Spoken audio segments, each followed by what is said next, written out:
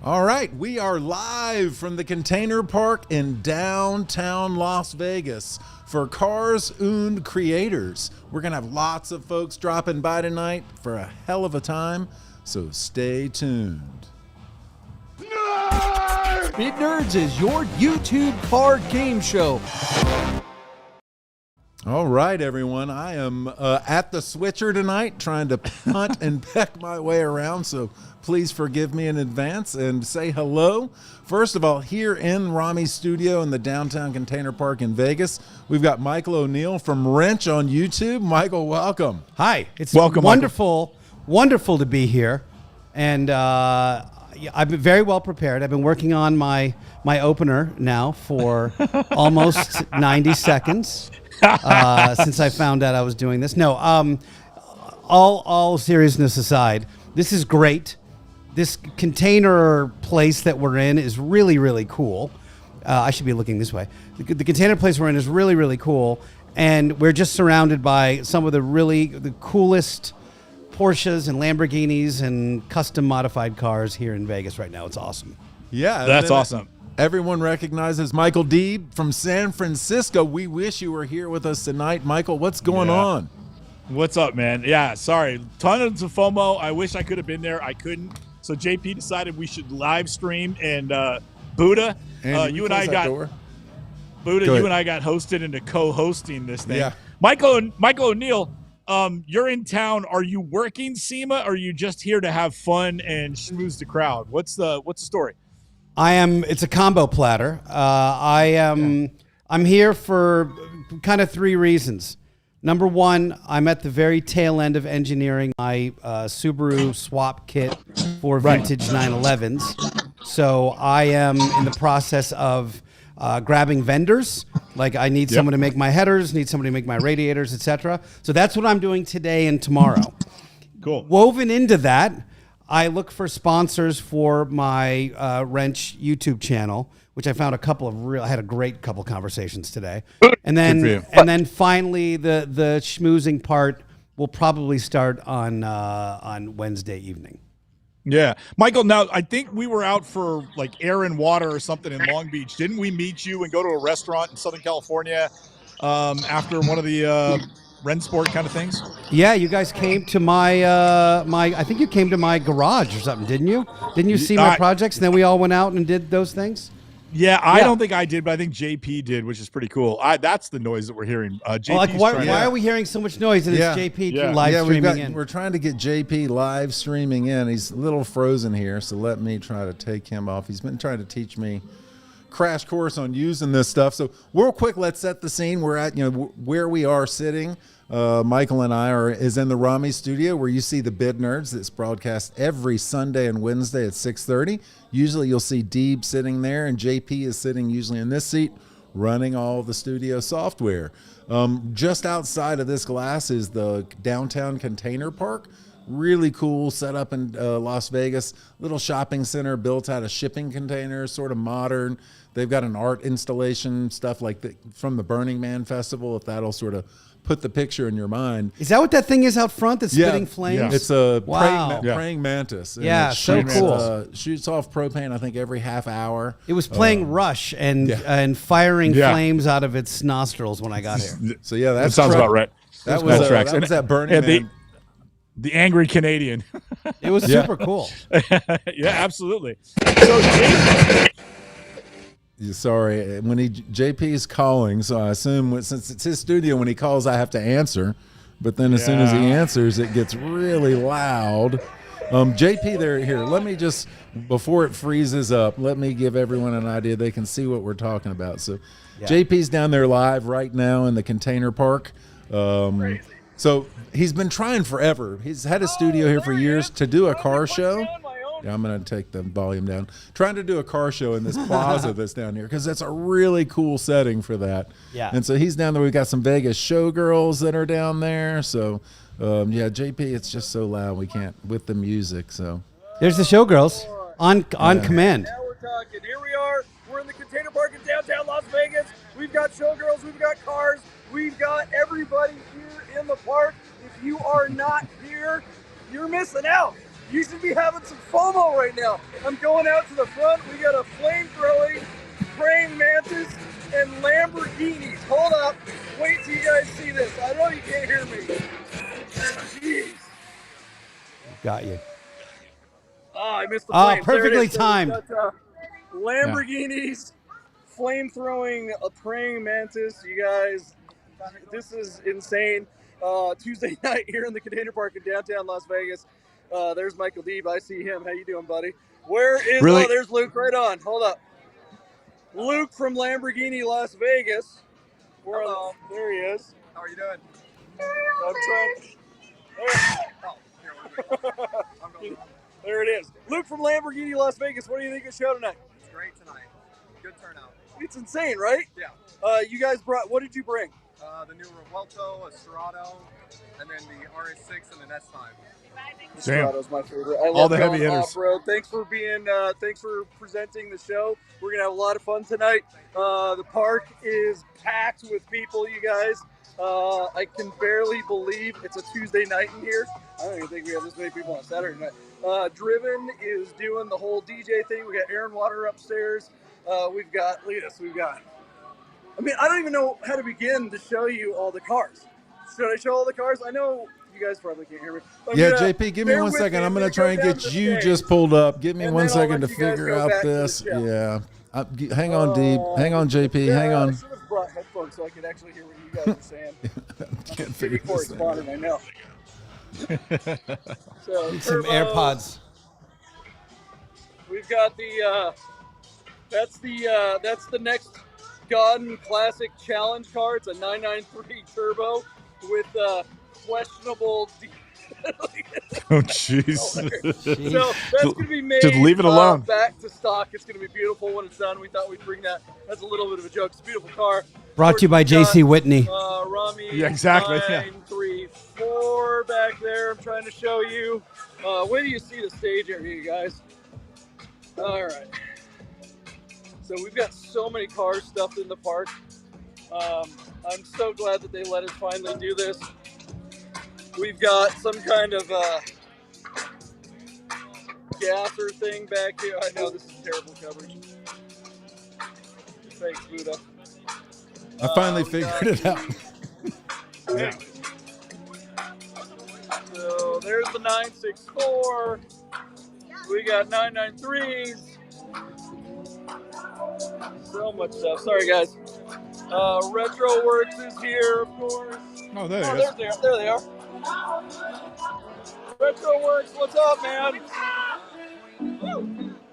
Cars, und Kreators, Las Vegas. All right, guys, I'll let you get back to the show. Thanks for hanging out. I'll check back in. I'll come and get some headphones so I can actually interact with you. Thanks Awesome. for everybody that's watching the stream. Thanks to the Nerd Herd.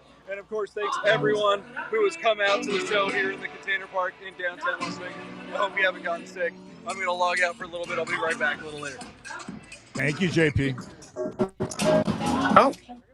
All right, we got Thanks we got to one JP more, for yeah. doing a Sorry. little on-site, feed to give everybody a little taste of the action and the commotion that's going on down there. So for a little context, JP and Romi basically signed a lease on that container that the studio is in.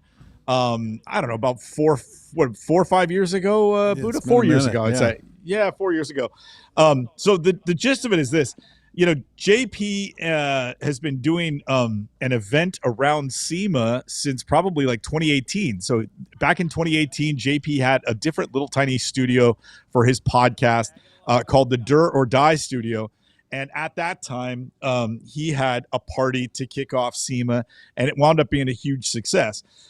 Since they moved into this new container park, JP's been trying to petition with the leasing company to see if he would let them park cars around the container park and have a party around SEMA. And so they've said no for years, and finally they caved and gave in to him this year. And so this is, the culmination of many years of trying to get the container park to grant him permission to park cars around the area and host his own event in a space that is absolutely cut out to do such a thing. So I can see all the excitement in JP. He's, I'm sure, over the moon that this dream he's had for 4 years has finally come to fruition. And it's such a great thing. You know, we spent all this time, guys like Michael O'Neill that are out there, influencing the car market, the genre in a way. We've had the pleasure of having these guys on for years as guests on the Bid Nerds podcast. So many of them come to Las Vegas at the end of each year to conduct business going over like through the winter and into next season, essentially. And so for JP to be able to invite all these people to come and do a little tribute party to those guys and show off the studio and just be a host, which is part of, that's what, if you live in Las Vegas like Buddha does, like I used to do, it's your part-time side hustle is to host when all your friends come to town. So this is a big deal for JP, and we really appreciate everybody that's tuning in and checking us out. And of course, all the people that attended and sponsored the show and parked all those really super, super cool cars.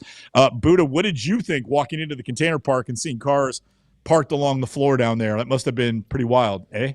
It is, because we've talked about it forever, and the people that ran the park just didn't want to let it happen, and it's just such a really cool setting, and downtown Las Vegas can really come alive. And with all the folks that are in town, this week, as you're talking about for SEMA, here to do business, but these are the folks who sort of we really follow, and that's actually sort of a good segue. Michael, tell everyone about your YouTube channel, sort of what you do and some of the cool stuff you're working on right now. And I'm going to see if I can get JP to pull it up, taught me how to pull it up in the background. People can see it while you're telling them about it. I have faith in you, the utmost faith in you. I started it many years ago I've been a vintage Porsche guy now since 2003. That's when I got my first one. And I've always been a super mechanical dude, so I worked on them. I built this car, my gray car, which the internet has dubbed the Gray Ghost. And as I was building it, like I didn't know anything about anything. So I literally bought a $200 Harbor Freight welder. And there's a website for Porsche nerds called Pelican Parts. So forums.pelicanparts.com. And I built the entire thing on Pelican with like literally learning how to weld and do body panels and make my little narrow body car into a wide body car, and was able to build something pretty cool. A bit of a reputation from that particular car. And then I guess right around COVID, I decided to double down on my wrench YouTube channel. And I bought this old race car that needed a full drivetrain. So it was completely gutted. It had never been driven before. And, hey, quiet on the set, you guys. There was a live stream happening. Right? I'm in the middle of a story. What are you talking? You can go to the studio shot real quick. All right. Yeah. But so I ended up buying this car that was a. Brownell is here. All right, I'm pausing. I'm pausing my story. Michael, here's the thing. I don't know if is this microphone on? Hold on. Yeah. This microphone's on? Okay, Yeah, it so. is. The utmost of professionalism. So here, come on, it's a live show, right? So I left the studio, 20 minutes ago. Then you guys patched into me out there, and when I left the studio, Michael O'Neill was talking about himself. Then I come back, and 20 minutes later, he's still talking about himself. That was a very basic intro before. We needed to know him, and we're telling his story. His story is very interesting. Have you seen? Have I said a word in 20 minutes? You walked in the 2 times I've said words. Yeah. You said just the 2 times? Yeah. Okay. Continue the story. Actually, just to be clear, his build is amazing. I've been watching the channel, and your progress, Michael, is so insanely awesome. And I'm very proud of you, and I'm very proud of everything you've done. I hate building shit because I break everything I try to build. And watching your process, going through send, cut, send, and doing this gizmo and that thing, I'm just like, holy shit, that guy's dedicated. And it has really turned into something that I think is going to be amazing. And I'll be here next year. To see it in real life. Before you leave, I want to give you flowers. I thought we'd be on the air together. We will. However, I want to say that since I've known you, which is now, we're probably coming up on at least 10 years, I think, that we've known each other. what's great if you guys don't know, JP, is that, and you prefer John or JP on the air? Well, because you've known me for so long. You knew me before JP. So I've known you as, I knew you. As John. Yeah, do you go by JP? Like Madonna or Prince or Sting? People who know me for a long time, they call me Jean-Paul. Okay. Well, nevertheless, John/JP. One thing about this gentleman is he has always pushed forward. He's always been making great content. He doesn't care. Like if it's consumed by 1 billion people, he just makes the greatest content he can make, and he keeps putting it out, and people find it, and when they find it, it's fantastic. His videos, his fascination. It's like nobody really watches it, but that's not what I said. That's not what I said. He said nobody really watches it, but he keeps making it. You keep making great stuff. Der Fascination was amazing, even though we never got our video done. But it was you just keep doing live events. You keep pushing things, and they're in a big like corporate global way. Like you think big and do really great things. And I think you're mostly responsible for the car culture here in Vegas. So there you have it. That's all on point, JP. That was very nicely said, Michael. It's true. JP is has one of the biggest influences on what happens in the car community in Las Vegas, and it's nice to hear that recognized by somebody. Here, I flipped this one. Yes. Anyway, so he does great stuff, and I'm really happy that I'm here doing your show. It's great. That's awesome, man. Anyway, okay. Twitter version. So Michael, tell us more about the Gray Ghost. Yeah, we got pictures of this was coitus interruptus. Yeah, the screen I've got going out here is you can see this is his YouTube channel. This is we're talking about this. If you go to the end of that video, the one that you're clicking on at the very end, you'll see it in a bit of its glory. Someone didn't pay for YouTube Premium, but that's cool. That would be JP. Some people have $15 a month. Go to the end of this one. Yeah, go to the end of that one. You should see the car all nice and nice and pretty at the Auto Fest. There it is. There it is. Ooh. Yeah, there it is. Anyway, so I built that car in my one-car garage in Boulder, Colorado, and when I was building it, my parents passed away, so I mixed their ashes into the primer. And so they're part of me as I roll around in that car. And then most recently, I've just put a Subaru engine swap in it, and that's what I'm showing in this video here. Wow. Where I have a Subaru swap for all vintage 911s and 912s, and that's Larry Chen giving me a little interview about the car. So it's pretty cool. Yeah, Michael, what does that do to the performance when you do the Subaru swap? Or is it lighter weight for the engine block? Is it more horsepower, or is it like equal? What happens when you pull out the standard? Basically that's a 69 911. When you pull out that 2-liter and drop in a Subi, what happens? More torque, more power? Give it to us. I pulled out a 3.6 from that car. Oh, okay, never mind. Yeah, okay. So I already had a 993 engine in that car, and I will tell you definitively, more torque, more power, and because it's drive-by-wire, it's instant on. Oh, wow. It's 300 horsepower. It is 65 pounds lighter than the Porsche engine, and my kit bolts into all factory mounting points. So the only modification you have to do to your car is drill about 1.25 inch hole for the ECU wiring to go through. Otherwise, you don't touch your chassis at all. And your stock gauges work, give you accurate readings. Yeah, your gauges are like your speedometers are on your transmission. Okay. So all I need to do is just do oil temp and a tack, and that one I can do. It. By the way, this comes with everything. So when my crate arrives, you could literally, if your car is like jacked up and ready to accept an engine, you could be driving within 3 hours. Like it's completely done. What Subaru motor are you putting in these? It's the flat 6. So it's the Subaru EZ30R from the, it's the 3.0 like Outback Legacy engine. What years sort of Outback Legacy would those have been? What's up, Rich? What's up, handsome? He can sit there. Yeah, we've got folks who are going to be coming in and out all night. So if you see people just looking off at doorways and saying, hey, that's what's going on. To answer your question, 2004 to 2010. Okay. Yeah, so it's a modern, basically think of it like this. It's an SC engine with VTEC.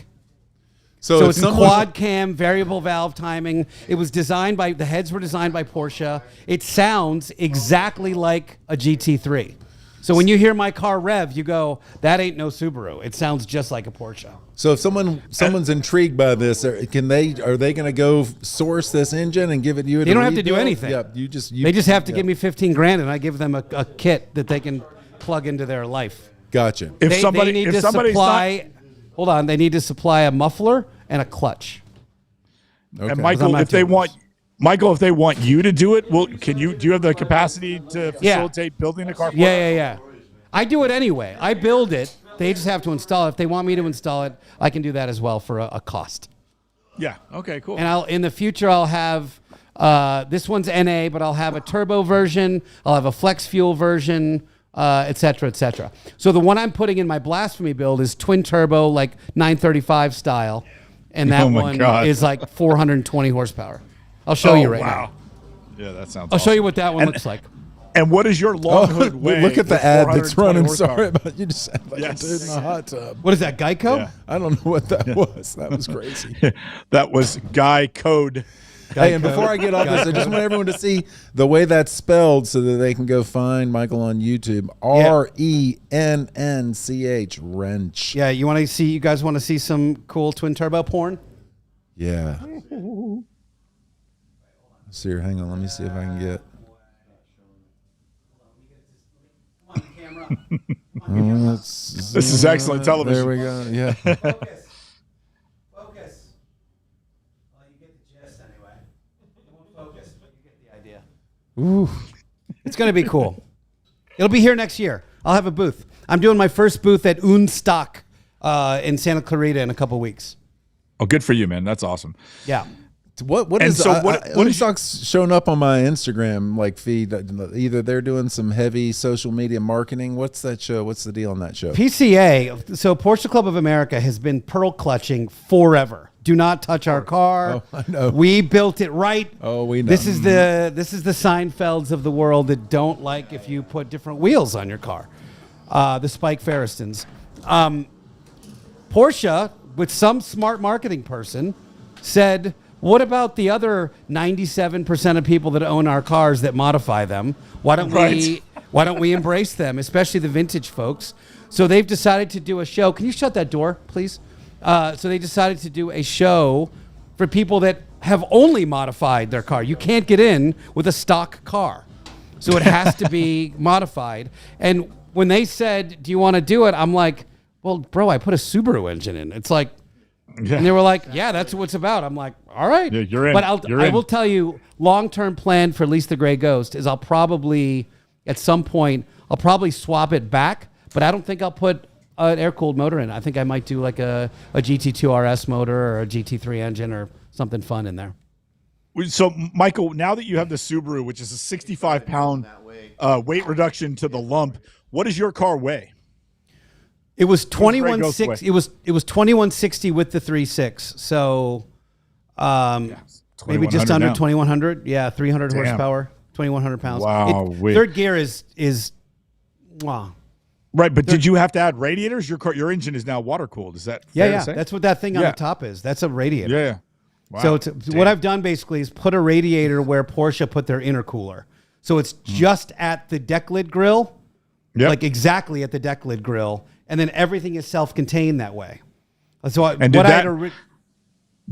the radiator with water in it, is that heavier than the intercooler? In other words, did you raise the? I don't know. I haven't weighed it. I mean, yeah. If anything, is it a raise gallon? The center of gravity.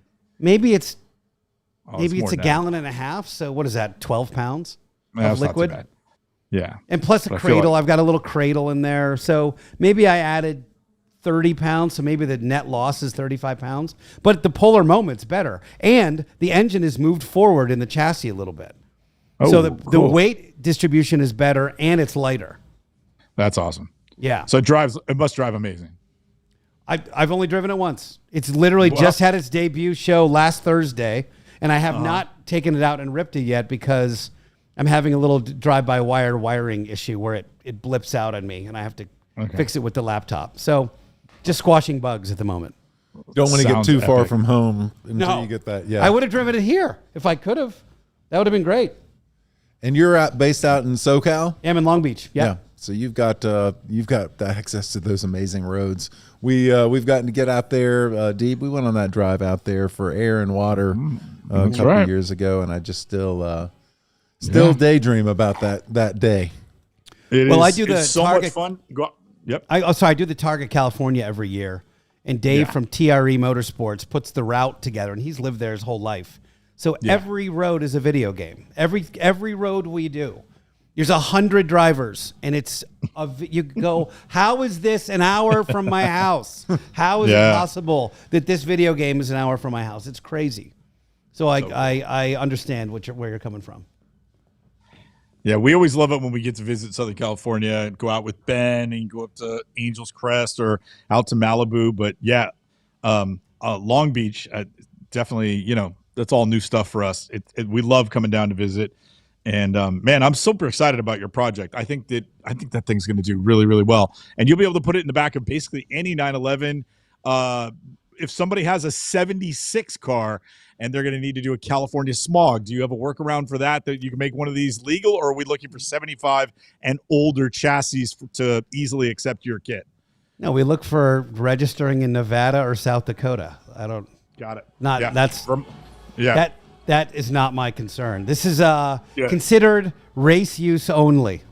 I got it. Okay, cool. So y'all very good. figure out what you're going to do about your registration. Very good. Very good.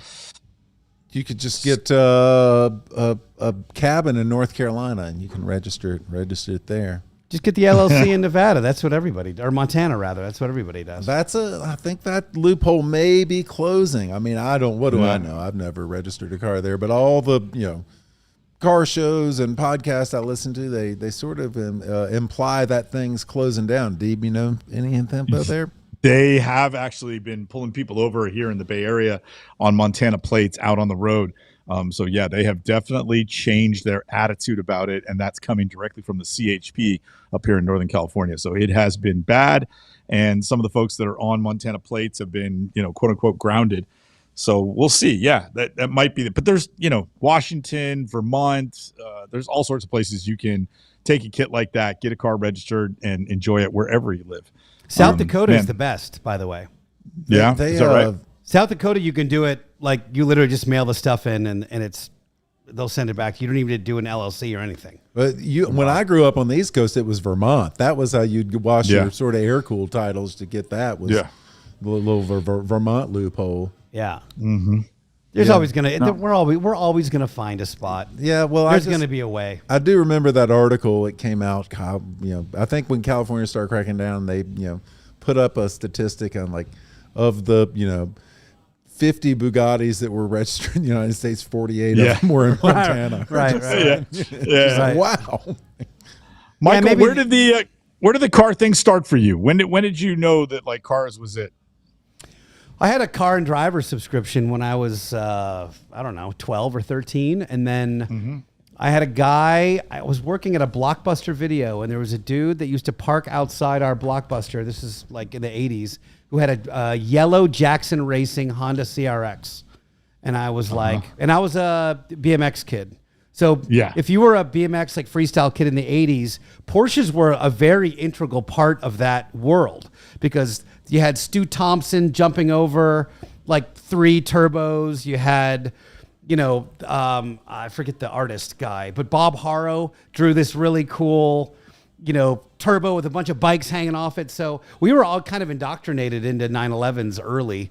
And then this car was out there, and then I worked at Ski Magazine, Skiing, Freeze, Skiing Trade News was all in one building, and we had a designer there, and her husband was a race car driver. Ended up being Rookie of the Year at the Speed Vision World Challenge, and drove for real time racing. So they were driving Integra Type R's in real time, and so we got to go down to the Colorado. What the hell was it? Pikes Peak Speedway. I forget the name of it now. It's gone now, but Pikes Peak International Speedway and PPIR, right? Pikes Peak International Raceway. And I got to stand on the pit wall, and I got a lap in this pure race car. And I remember this was so distinct for me. They'd, Rubbin's racing, and they something happened to one of the quarter panels. And I remember watching the mechanic just go in and just whack the crap out of it to fix it. And it was like duct tape and screw a thing in, and you're back on the track. And I was like, oh, I could do that. I was a BMX, like a bike mechanic and stuff for a long time. And I really got the bug to fix stuff. And so I decided, I was racing 89 Civic SI, autocrossing it, and won a national championship with the autocross, and put my own clutch in. And that was like a huge deal, because in a Honda, you pretty much have to pull the engine out to put a clutch in. But I was so satisfied. I literally bought like a Craftsman toolkit and put this engine in myself, and it was super cool. And I just went down the rabbit hole. So my buddy JJ, shout out to Collier Brands on Instagram, bought a 911, like a beautiful orange, signal orange 78 911, maybe 77. And he just pulled up one day in it, and I was like, I didn't know we were old enough to get one of those. Like, we were both in our 30s. And I was like, oh, I ended up selling my Civic, and I bought a 72 911 that was the biggest. Can I say the S word on here? Yes. It was the biggest piece of shit. Fuck yeah. The guy said it was great, and I flew to upstate New York, to Fishkill, New York, to buy this car, and then it blew up on the way back as I was driving it home, because a critter had built a nest in one of the cylinders, and it just overheated and went wham. So that's when I put my first 3-liter in a 9. I've never had a stock engine in a 911 ever, actually. It's never happened. So I had that, and raced that thing for a while, and then, went car to car to car to car, and now there's 4. Deeb, I like that, you talk often on Bid Nerds about most of our origin stories, and our sort of 911 friend groups was clearly Volkswagen, and we got a Honda guy that found his way straight from a hold Honda. Up, my first restoration in high school was a Carmen Ghia. I restored a 73 Carmen Ghia in high school. Well, that's wow. sweet. Yeah. It was my And first did you big restore car. it to stock, or did you modify that car? Everything was. I didn't have enough money to bring it to stock. It was like 1990. Cheers, everyone. Yeah. Cheers. I was just going to ask for a little. Would you mind topping me up here? There's some tequila, and then I'll put some water in it. Thank you. Yeah, just that Don Julio right there is fine. We also have hiding backstage. We're going to get him on the show here in a minute. Bradley Brownell. BB. Is he really? Is he in studio? He is sitting right here beside me. Yeah. Oh my God. Drinking Bacardi. What's up, Bradley? He wheeled a motorcycle right in. No, right here. Yeah, I actually want to go check that thing out. I've been seeing his journey with those bikes on Instagram, but we'll wait, and that's just a tease. You have to wait if you want to find out about those cool Cleveland built What's up? stuff. The bar. Yeah, so I just so you said Carmen man. Ghia Good was an intro. Hold on, Mike. I just think though you're more apropos to like that Civic. Like we had a water cooled Volkswagens were sort of our shitbox high school cars. I got heavy into Volkswagen buses. Kind of went on. Stopped going to college and started going to dead shows. And Wow. Why is that not so on brand? yeah, he didn't see Sunday Night Show. I really when did you cut your hair? I cut my hair when I got a damn job. Hippie. No, I was full into that crowd. But no, that was my entry was air cooled Volkswagens. When I got my first job, bought a really nice Passat. Then started, got a promotion, and then that slid into an Audi, and then that slid into obsession towards I had to have a 911. I wouldn't drive that to a client's to a job. They'd be like, "Why the fuck are you charging us so much for mops?" And just pulled up in that. Did you do a Corrado as well? The VR6? I did not do a Corrado. I had my Passat. Well, I did have a VR6 Passat. So yeah, my Passat was a B5. So it was the last of the sort of boxy, sort of Bauhaus. So I love that car. I really do miss it. I will say, and apropos to JP, we covered a Eurovan Sunday night with a VR6 in it, and I owned a Eurovan with the inline 5, that Audi engine, which was just nonstop, and those VR6s are kind of garbage. And my Passat VR6, as much as I love that car, it cost a lot, and just everything broke on that damn thing. Well, is it because the engine itself wasn't very well designed, or what was the deal? I believe that VR6s are just problematic. I'm sure someone will be in the chat screaming at me about that. I do want to say real quick in the chat, Chris Carbine is in there. Chris is going to be getting married on Sunday. Yeah, Chris, to mazel Mrs. tov. Ann, who's just amazing. So from everyone here in the Container Park, you know most everyone that's here. Chris, just hope you guys have a great one. Another cheers, another excuse to have a sip of wine. Cheers. Yeah. I'm having my new favorite drink, which is tequila and water with citrus. So it's got a slice of orange and a slice of lemon, and it's delightful. It's the perfect, like, let's start the evening off kind of drink. That is a good way to start the end. Cheers to Chris Carbine and to Ann. They're going to be getting married, I think, in Alabama, and I think it's sooner than Sunday. I think they're getting married on Friday, Buddha. Well, in the chat, he said on Sunday. Maybe it is Sunday. I thought it was Friday, too, but then in the chat, he was just like, on Sunday, I'm getting married. But anyway. All right, well, we'll see. Sunday night, I will be married, Chris Carbine says, right? Yeah. So by the time he returns for the next show, he'll already be, Mr. Ann. Well, for Mrs. Ann's sake, I hope Alabama wins their game on Saturday, because that would really put a damper on your wedded bliss. If that's what puts a damper on your wedded bliss, then we've got bigger Mrs. problems. Ann and I are both very attached to college football, so I'll leave it at that. This is not a college football show. JP is screaming at me from stop talking about football, Buddha. It's a car show. I'm an NFL guy anyway. Raised in the South, and I'll leave it at that. Oh, that's fair. Yeah, that's fair. Raised in the South, it's a big deal. And what about you, Mike? What's your story out there? How you left Vegas to go to San Francisco? Was that for a gig, or you got a bigger garage? No, that was COVID. No, the garages are way bigger in Nevada than California. You know that, unless you sign a lease on a warehouse. But COVID brought us back. My sister and I own an Italian restaurant in San Francisco. Oh, cool. So I left Gauden, and I left Vegas kicking and screaming. I did not want to return back to California, and I sure as hell didn't want to go back to San Francisco in the restaurant business. But that's essentially what happened in 2020. And then I worked on the online auctions with Haggerty after being the classic manager at Gauden Porsche and getting to work with JP, basically, in a lot of times side by side for 3 years was really fun. So when I went back to San Francisco, I was coming back to Vegas every month for Cars and Cafe and just hanging out with all my friends in Vegas because I had never wanted to leave in the first place. And by the end of the year, JP said, "Hey, you want to do a podcast?" And I was like, "Absolutely." And it was just, honestly, I mean, I would say yes to anything JP has to offer because anything that JP asks you to do is going to be fun and epic.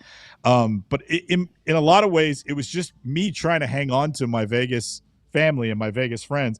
So when JP asked me to do it, I didn't know anything about being in front of the camera or podcasting or whatever, but it was like a way to stay in touch with my friend and support any project that he wanted to do. And it's worked. We're best buds and we've been doing this now for a few years, and it's just been a hell of a lot of fun. A couple of years ago, Michael, we've had like two major pivots to the show in the years that we've been doing it. But the last major one we did was a couple of years ago in the summer. JP goes, "I think we got to turn this thing on live." We were canning the show. JP was cutting it and editing it and then publishing it. And then you would just wait to see if anybody noticed and would watch the show.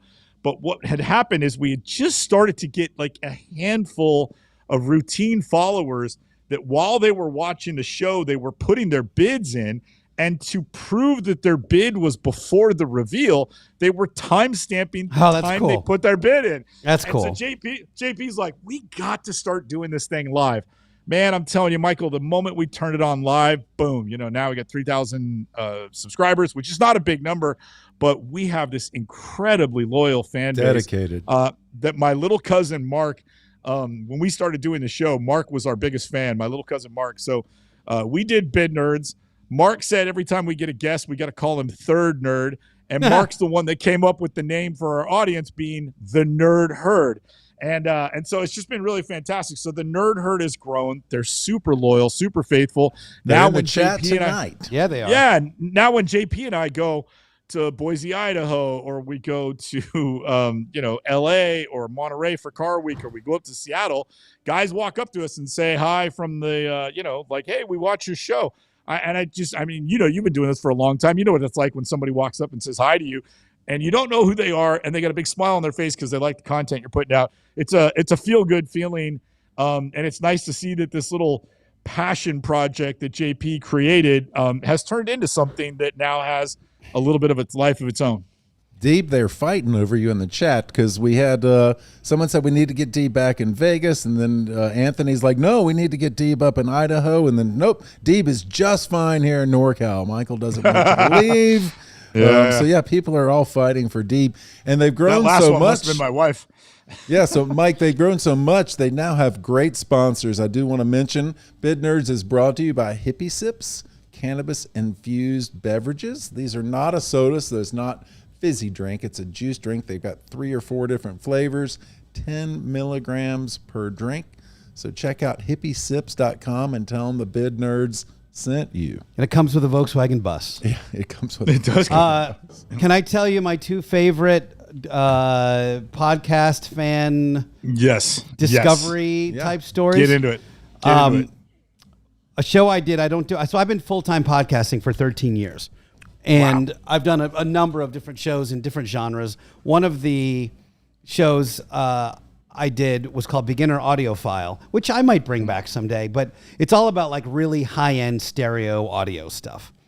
Mm-hmm. And I was here actually at the Bellagio. The way they do these high-end audio shows is they'll rent out, they won't rent, but they'll assign floors of hotels, and then every other suite, they'll set up listening rooms. So you get to hear things you'd never hear at, Best Buy or whatever.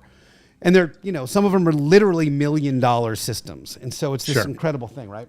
So I'm in one of those suites. Imagine just being in a hallway at a hotel, and one of the doors is open, and I'm talking to some marketing person, and somebody just pokes their head around the thing and goes, "Beginner Audiophile?" And I go, "Yeah." He's like, "Yeah, I recognize your voice from down the hall." I was like, "Whoa, that's crazy." That's just because it's audio creepy. only. I love it. Yeah, I only do audio good. only, so they can hear that really well. But my favorite one of all time was the Rensport reunion, the most recent one, which I think was 2022, if I'm not mistaken, at Laguna Seca, Monterey, Laguna Seca. And one of the installations there is Porsche had their, I forget what they call it. It's like the exclusive or whatever, where you can literally customize anything you want. You worked at Gowden. It's exclusive. Yeah, exclusive. You got it right. Yeah, you got it. Exclusive manufacture. Yeah, right. Spelled the German way, right? Yeah. So I don't know if you guys were there, but they had this huge tent where they showed all of these cars that had been customized. And by the way, they'll do whatever you want for better or for worse. There's a reason why.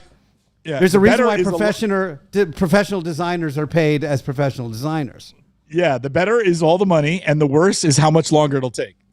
But they'll do anything. You're right. They'll do anything. And so some of these cars look like clown cars. You go, I can't believe they put this together with this. It's terrible. But on one whole wall of this tent, this huge tent, they had like all of the like leathers and colors and all the different stuff you could do. Then they had a bunch of example cars. But what I was drawn to was this car in the corner, which was a long hood. It was in white primer. It was kind of denty, and it had all these black body parts on it. And this was Porsche Classic, showing the panels that they were recreating. They bought all the dies from Carmen, and they moved them to a company called Stiegel outside of Stuttgart, and they will press any panel you want for any 911 that's ever been made. That's first. I didn't know any of that. Carmen, like Carmen Gia, Karmann, right? That's exactly right. Wow, Carmen, cool. Yeah, Carmen took all the dies when the factory went out of business, and they threw the dies into the field behind the factory. And so Porsche and Stiegel came up with a thing to go and pick up the dies, create a rail system to crane them onto a rail system and take them from Carmen to Stiegel. Stiegel is restoring the original dies one by one. Oh my God.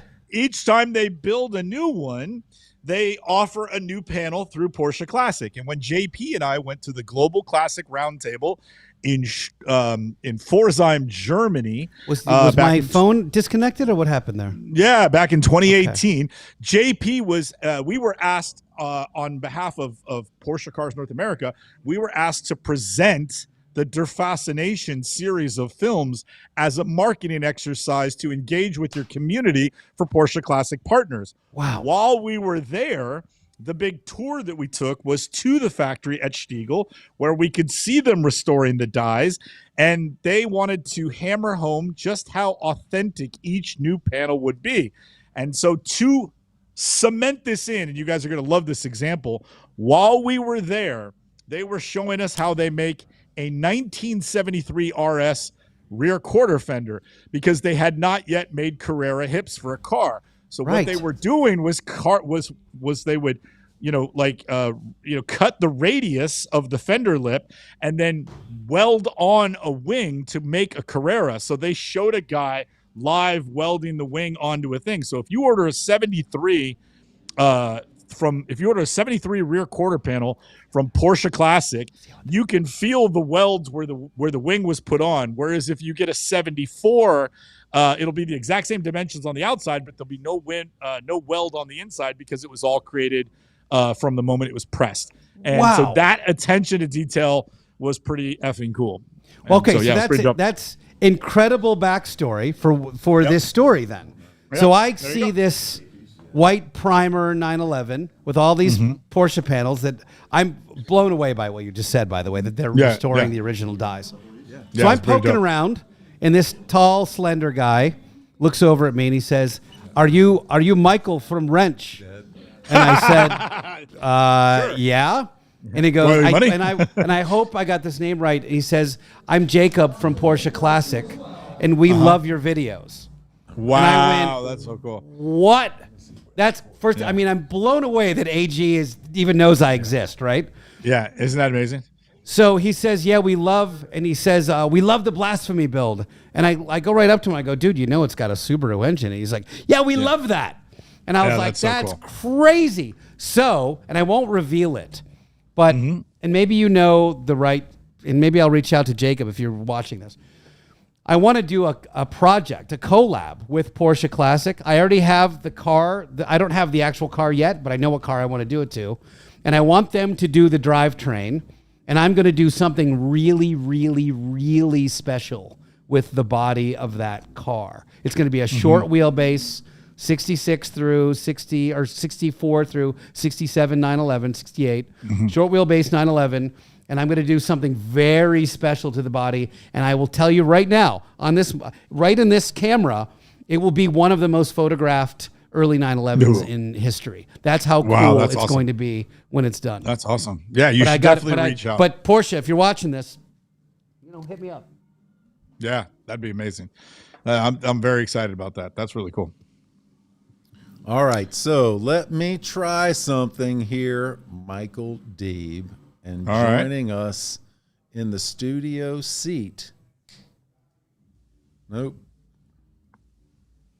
Look who's sitting there, Bradley Brownell. What's up, buddy? Oh, I want to reach through the camera and give him a big hug and a kiss. What's up, Bradley? How are you? I'm well. How have you been? Awesome, man. How's Ohio? Are you still living in the Mistake by the Lake? Yeah, Cleveland proud. I actually love Cleveland. It's awesome. That's awesome. Oh, so cool. I hate Ohio, but I love Cleveland. Okay, so last time we checked in with you, you had already left the Museum of Trains, Planes, and Automobiles. What are you doing primarily with your time? And then remind everybody about all of your vast variety of side hustles, because you are one of the most involved. You're like the busiest guy in media business. Like, start at the beginning. Shamelessly plug everything. We got an hour to kill. Yeah. Can I say something really quick before you look like you give great hugs. You look very cuddly. You look like a cuddly kind of guy. Yeah. Just a friendly teddy bear of a motorcycle creator. Bradley, don't get excited. He's talking to me. Yeah, right. I've had a deep hug. Deep hugs are good. Yeah, absolutely. What are you doing, Bradley? And what brought you to SEMA? Yeah, so I am sales director for Land Moto. We make electric motorcycles in Cleveland. They are American made. Wow. And they're fully street legal electric motorcycles. They do require a license in most states. And they go 73 miles an hour, top speed. I rode mine on the highway to get here today. From Cleveland? Yeah. No, I'm staying over by the Raiders Stadium. So very cool. Yeah, about 15 miles from here. And only used about 10% of battery. And how is it sit like a super motard, or is it like an adventure bike, or is it like a sport bike? What is it like? What's the seating position? It's like a vintage look, cafe racer style. Oh, very cool. Very on brand. It's very minimalist and modern. Yeah. So it's a cool look. It's really interesting. Go check it out, landmoto.io, or just the search one Landmoto. Yeah. Just the one model at the moment that Landmoto is offering? At the moment, yes. And so that brings me to why I'm here for SEMA. So we did a partnership with a major automotive OEM building their first two-wheeled product ever. And we had shipped 4 prototypes. The chairman of the company has ridden the bike and loves it and has it as his own personal transport. Very cool. There may be video of him out there riding it on the internet, so if you search around and you know who I'm talking about, you might know, but I'm not allowed to say. Bradley, we can all tell you're skirting around an NDA. What else can you tell us? Well, what I can tell you is that 3 days ago, we were supposed to be launching this bike at SEMA with this automaker. Oh, what happened? They pulled the plug on that, but they are pushing it back. I'm hoping to maybe CES, and maybe I'll be back in that'd be a little while, but yeah. We were supposed to have a big launch this week, but they pulled back on that. So I'm not going to blow up any spots, and I'm not going to, And so this automotive brand has asked you to collaborate and make a bike that they can brand with their own stuff, right? Correct. Oh, that's awesome, man. Well, I know it hasn't happened exactly yet, but congratulations. That sounds ridiculous. It is a super big deal, and I have ridden the bike, and it's awesome. It's, it may remind you of a product that another automaker has made in the past, but electric. I can't say too much about it, but anyway, just keep on the lookout for that, and know that it's really cool, and you're gonna want one. Even if you don't ride motorcycles, you will want one. I promise. And now, is that going to have a more powerful, motor than the one that you're creating for yourself? Actually, far less powerful. So interesting. It's going to be more of a smaller scooter compact thing. I'll say Honda Moto Compacto, and maybe you'll know the vibe of where we're going. Which it looks like Deep saw looks me like you riding could, mine. Yeah. Yeah, it looks like you could fold it up last year and put it up in the overhead bin on your airplane. Kind of like that. Yeah, kind of like that. So, man, that's really exciting. It's very cool. I can't say too much, but it's very cool. I hoped that I would be able to have one here and bring it and whatever. But anyway, things happen slowly in the world of automotive OEMs. So we work on their timetable, and that's fine. But we do have a new product launching in Q1 next year for land. That will be a land branded product that will be smaller and a little bit less powerful. If you're familiar with the Chinese off-road, like Talaria and Suran and that kind of thing, like that spec. We're going to be building something like that in that class, but ours will be street legal, and theirs is not. So that's cool. That's the main.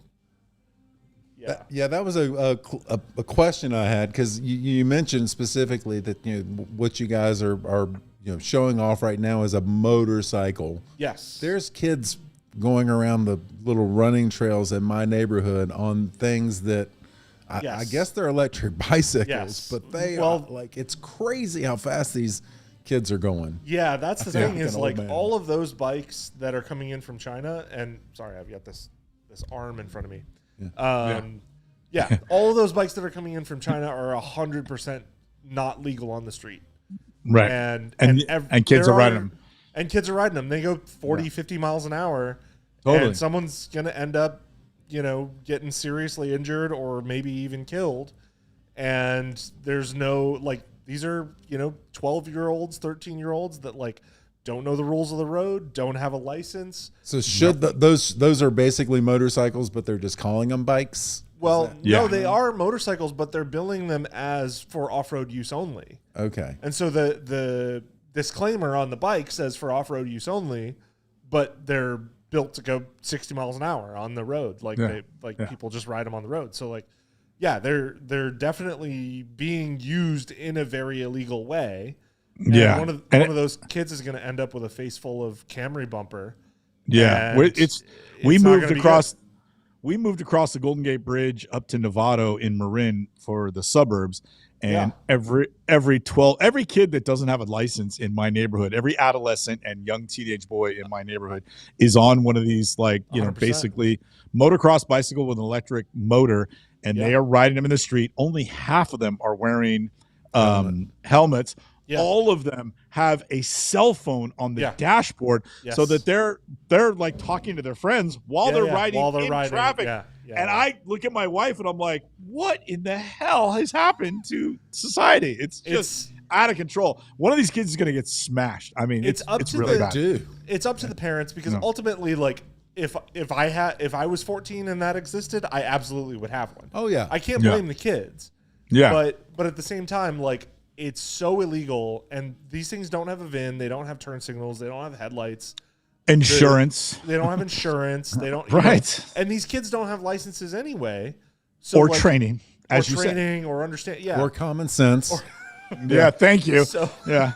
But the big thing about it is those are there are some cities that are starting to crack down, and I'm assuming that Marin will probably be one of them, where they're too. Well, yeah, it's too late. The cat's out of the bag, but too liberal for their own good. They're like, we don't want to tell the kids what they can do. But why not? the real world, we laugh that someone's gonna get smashed up. But I work in hospitals, and a lot of friends in ERs. If you're an old person, you're probably in the ER because of pickleball, and if you're young, you're in the ER because of an electric bike. Yeah, and right. It's insane. The kid getting hurt. The crazy thing is all these kids they're having fun and they're doing their thing and whatever. But there are some cities that are starting to crack down on it, and apparently Marin isn't one of them. But there are some cities that are starting to crack down on it, and they're taking these $5,000-$6,000 motorcycles and they're just crushing them. So parents are they don't understand the world that they're letting their kids interact in. And how fast these things go and how irresponsible they're being. And then they buy their kid this toy and they're like, oh, yeah, it's a little bike, whatever. How bad could it be? Because they don't understand that it goes 50, 60 miles an hour. Because back in the day, if you got a Trail 70 or something like that, it might go 30. Right. With a little kid on it. Which is, when you're on it, it's fucking fast. Yeah, for sure. But a Trail 70 is definitely an off-road vehicle, and there needs to be an understanding of these are for off-road use only, whereas our bikes are for on-road use, and they have licenses and they have plates, and you have to have a motorcycle license to ride them and that kind of thing. So you said 70 something miles an hour? Yeah, 73 is the top speed. And what's the range? With the large battery, which is 5.5 kilowatt hours. We can get up to 120 miles in the city. Wow. And that's pretty real world because I rode on the way over here. That's a week's worth of riding, right? Yeah, more or less. Yeah. Yeah. For the average commute, is a week, and it charges for $1. Literally $1 of electricity. You can commute for an entire week. Over household. You're not 220. This is you plug it into a 110. Regular 110 outlet. Yeah. Yep. Yeah. That's a impressive. Yeah, and it charges in the big battery charges in about 5 hours, It's a slow charge because we want to maintain the battery life, and we don't want, the faster you charge, the quicker it's deleterious for lithium construction. And it's made here in America. I know I'm the liberal and I think tariffs are dumb and Trump's a dumb, but I love shit that's made in America. These are built in Cleveland, right? Yes. Yeah. Yeah, I totally Bradley, agree. I mean, I'm a lefty weirdo, and I totally believe in building America. I mean, that's the great thing about, I'm from the Midwest. I live in the Midwest. The two good things that we can do is go outside and build shit. And that's what we're doing. We're building shit to go outside. Bradley, do you guys have like a sales network, or do people just go to your website, order it, and it gets drop shipped from there? It is direct to consumer. We do have some dealers around the country that are mainly areas where you can test ride. Nice. But yeah, everything that you would order would be through the website, shipped directly to your house in a crate, ready to be. What's the website? It's landmoto.io. I'm going to pull it up. Yeah. And Bradley, can we put you on the spot and ask you roughly what they cost? Absolutely, yeah. So right now they're on sale. You can get Christmas. Yeah, coming up. For the 12-year-old in your life. Please don't buy one for a 12-year-old. We don't need 73 mile an hour 12-year-olds. Buy one for your friend, your lover, whoever. Look at that thing. Right now, with our discount, they start at $6,300. Oh, wow. And what a fantastic. What do they call I'm not a motorcycle guy. The resto mod theme sort of like a cafe racer. That's it. Cafe racer. Yeah. That's the idea. Is it's minimalist. It's there's not a whole lot that can go wrong on this thing. There's literally the only moving parts are the wheels, the brake levers, I guess, and the motor. So you're not going to have anything really that's going to fail. They have a 2-year warranty that's pretty comprehensive.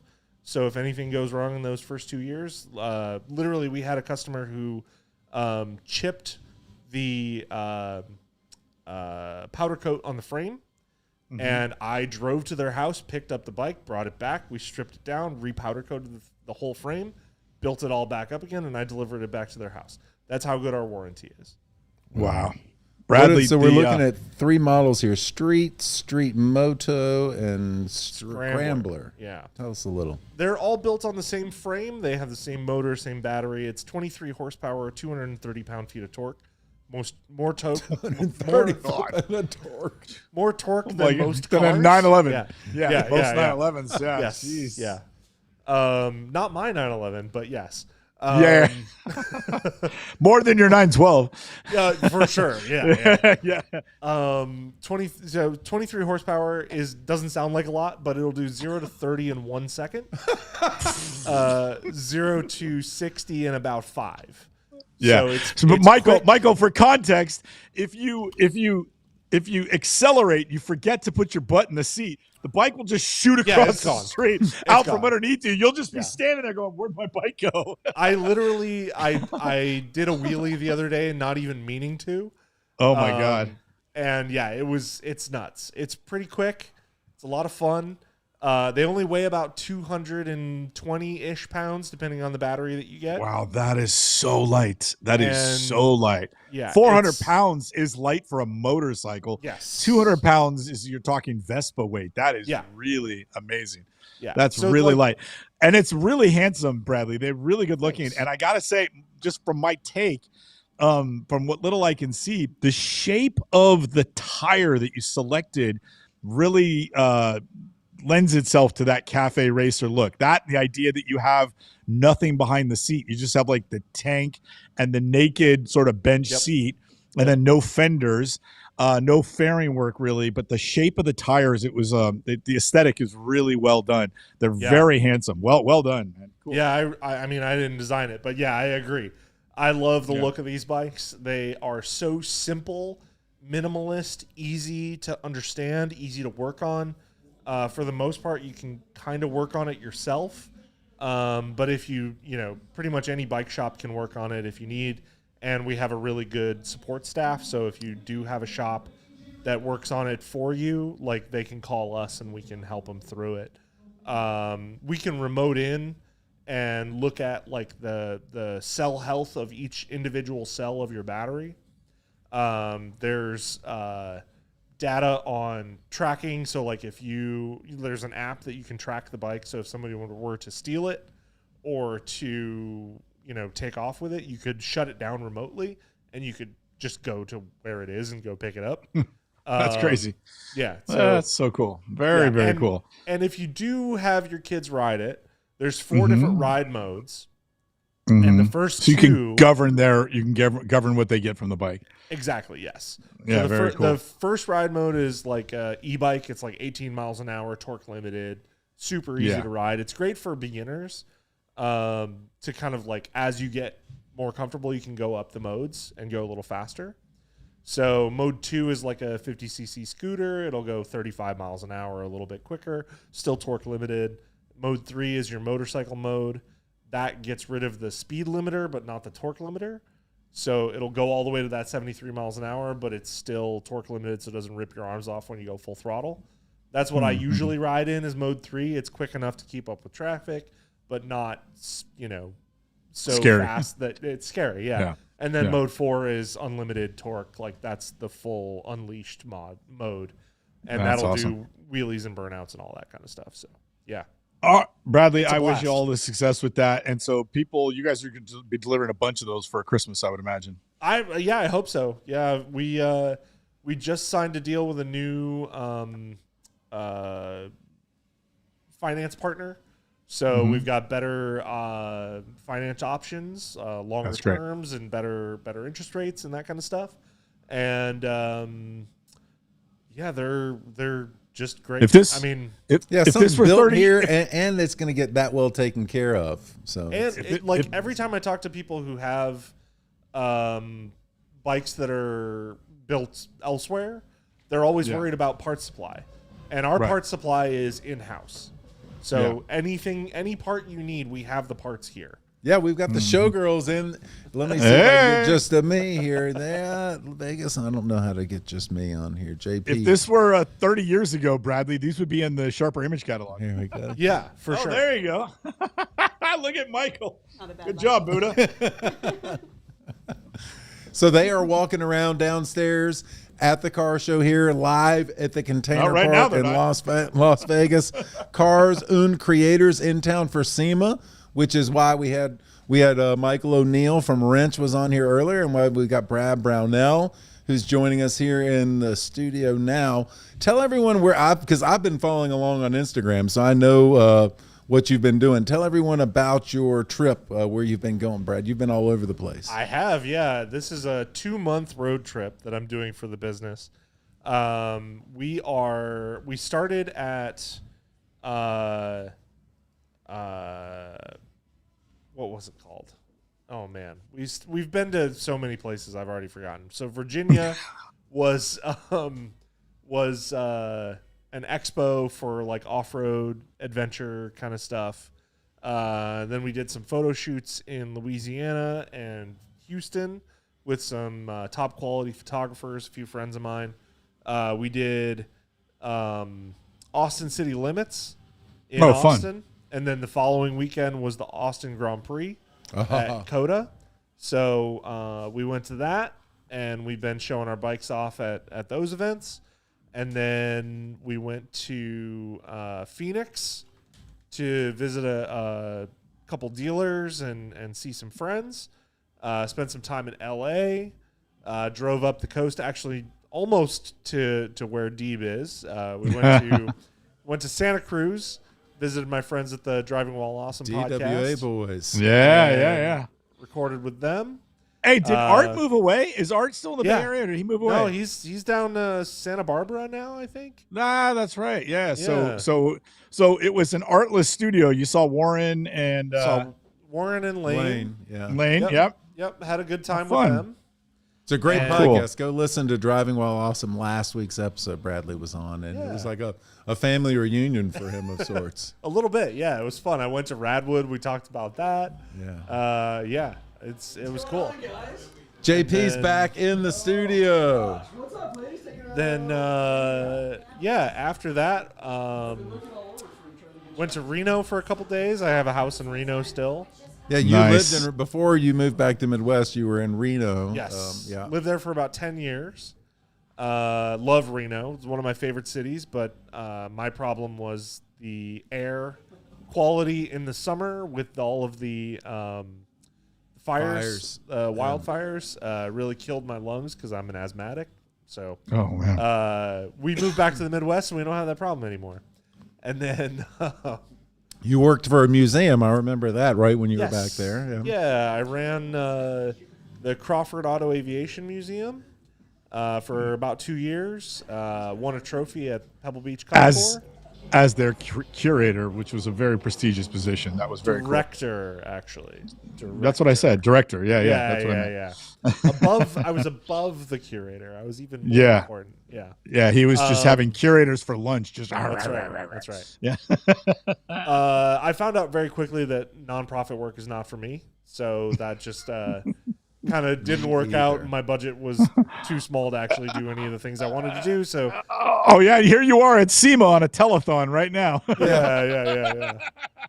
So anyway, I left there, went back to writing for a little while, and then now I'm at Land. So Yeah, Bradley, if you're, you'd have to sort of, Jalopnik was a site I went to every day, and I know some people have it's gone. I still go to Jalopnik all the time. That's where I remember reading a lot of Bradley's stuff. Yeah, I worked there for about 10 years. I was staff. I was a nights and weekends editor. I've done a lot of stuff for them. Probably I think I'm the second most bylined person at Jalopnik in history. So, yeah. I've done 12,000 articles for them, I think. Oh my God. Over the years. Yeah. Is that right? Yeah. That sounds unreal. Like if you had said 1,200, I'd be like, damn, that's a lot of writing. But 12,000, Crazy. I can't And even imagine starting that. Yeah. It was 5 a day for 10 years. Yeah. Wow. Yeah. There was when the reason I'd visit that site every day is, I'd get to my desk and it's supposed to start working and let me pull up Jalopnik. And you would scroll for a good ways just to get through the stuff that had sort of been posted that morning. And then you could come back after lunch and there'd be new stuff to read. Yeah, of course. Yeah, it's under new ownership and they're doing some interesting things. And I won't, if you don't have anything nice to say, don't say anything at all. But I still do some freelance there occasionally, and I love all of my coworkers that are still there. So yeah, the staff is great. They've hired a lot of freelancers that are not very knowledgeable and don't know really how to write. But that's neither here nor there. Right. So yeah. Automotive media is a mess right now, and It'll all just be AI eventually. Yeah. Unfortunately, Google figured out that they could just not show anybody the right information and make more money on ads by making you search for things 4 times before you get it. They'll just be the review of this new motorcycle in the voice of Bradley Brownell. Exactly. And go and read everything you've written. Exactly. Yeah, it's all a bummer. And there used to be a social contract of this is how the internet works, and everybody's happy. And then Google was like, hey, we want to make more money. Yeah. So we're gonna delete everybody out of this system except us. And we're going to make search worse. We're going to make the internet worse. We're going to make, so. Yeah, I promised I wouldn't. JP left the room, so I can talk about college football really briefly to say, fuck Google. They've right now thrown, you could not watch a single college football game. They've thrown all of that. You're paying $80 a month or whatever for YouTube TV, and because of a carrier dispute, they won't let me watch college football. Of course. That's enough. Of course. All right, Michael D. If you're going to sit in that seat, you're going to be on I guess camera. I'm here on now. So We have everyone a new going? guest in the studio, except JP did not hand me the little card telling me who we've got on. So please introduce yourself. I am Peter Tan, Pete Details from Avant-Garde Coatings. We're here for SEMA this week. So are you not out of Vegas? Where are you from? I'm from Orlando, Cocoa area, Florida. So Yeah. Okay. Yeah, out here from Florida. And you guys manufacture coatings? Yeah, all in-house. So it's all made in Texas. We buy the raw materials to our own mixers, to everything with our own chemist in-house. It's all done by us. And what's your website? agprocoatings.com. I'll pull it up here. So you guys got a booth at SEMA. What are you guys going to be working on? You guys must have some pretty cool cars to demonstrate the product. Yeah, we brought our 3R SMR out tonight to this event, which is like super fun. This whole venue is insane. And, it's pretty cool, right? Yeah. Nuts so. And then we brought a Huracan Super Trofeo out. Very nice. With our wrap and livery on it, and then just our product line and kind of the new vendor area. So my first year out to SEMA, a lot of our first year out to SEMA, but it's been pretty amazing for the first day so far. Yeah. Vegas tends to be a lot of fun. Oh, wow. Yeah, 2 hours of sleep and going. So SEMA's changed a lot. Bradley, you've come forever. It used to be, so big, and now not that it's here. Let me see if I can get Bradley on the screen. I think this is my 10th year at SEMA, and it's definitely worth coming once. Okay. If you've never been, you should go to SEMA. It's just like Monterey Car Week or whatever. Like you should go once. Yeah. It's awesome. You'll love it. It's great. I go out to Car Week every year for my birthday. It's always the same week, so it's like perfect. Nice. Yeah. That's a good birthday. Yeah. But like the problem with Car Week and the problem with SEMA is you get so jaded so fast. Yeah, it's true. Yeah. Because you see all this stuff and you're like, wow, the first year you're like, this is amazing. This is the best thing that's ever happened. And then the next year you're like, well, I've seen better than that. I've seen better, So like you definitely have this feeling of like, I've been there, I've done that kind of thing. Purely curiosity, what's normal attendance like for SEMA each year? I don't know numbers, but it definitely feels down this year. Really? Oh, okay. Like by a decent amount. Because to me it feels like insane. Last year was down. This year is worse. It's spread out a little bit more too. When it used to be in the old convention hall, you could hardly walk an aisleway with absolutely, absolutely packed with people. Yeah, it used to be. I mean, it seriously was shoulder to shoulder for the whole week. Like you could not get a photograph of a car because it would just be packed with people. Yeah, and this year it feels like there's not that many people. Yeah, there's not that much traffic, and also there's just like a lot of empty floor space. Interesting. Okay. Yeah. There's a lot of like empty booths. There's a lot of like they put up the pipe and drape and then just nobody showed up. Yeah. For a lot of these like smaller booths. And I did notice that in the new vendor areas, like there's a couple of vacant spots. I was like, do people pay for this? And even in the central hall. Really? Yeah. I mean, right in front of Honda, where like Honda's big display is, that's usually packed space. Really? And this year it is totally empty. It's like concrete floor. There isn't even carpet there. It's just empty. Sure, that's crazy. No tables, no nut. It's just empty space, and it's like 5,000 square feet of empty space. It just feels so weird. Why do you think that is? I mean, there's a million reasons, but I think that the tariffs are hurting things. I think there's global recession that's happening that like is hidden a little bit by the growth of AI.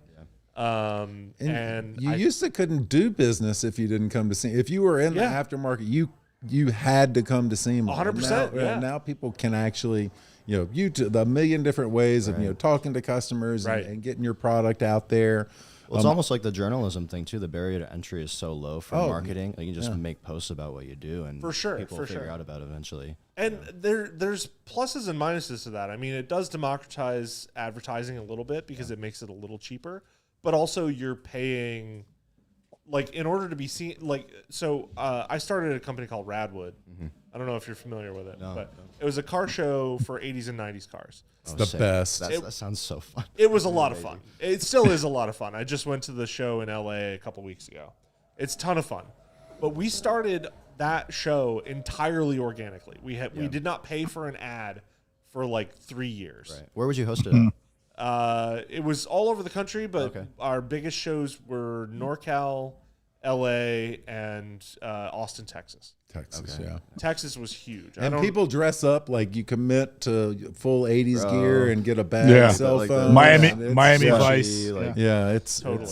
It's amazing. The first year, one of my good friends got in trouble with TSA because he wore like a full suit, like he was a '80s stockbroker. Yeah. And he had a one of those metal briefcases, and he filled it with powdered sugar. Yeah, that's right. That's right. And That's hilarious. TSA was like mad at What? him about that. Yeah. Yeah. He's Yeah. like, That's it's not crazy. drugs, I promise. But Six anyway. cavity searches later. Yeah, right. Who's I had to- laughing now, bitch? I had to go back through TSA on the flight out here because I had tried to pack a polisher in my carry-on, and they're like, "You can't bring this on here." Really? Yeah. So they like course I escorted me can. back out. You guys are doing sports. details while you're out here. Yeah, it's just for like our display Oh, material, gotcha. just to Yeah. make sure it looks nice. You know. But all of that was done organically Right. on Instagram and on Facebook, where like we created this growth by, we had podcasts and we had, things like that where we would interact with a bunch of people. Right. And we got our growth that way. And now that's not possible unless you pay for it. Like Right, yeah. a lot of money. And Or unless you're just really good, really creative. Yeah.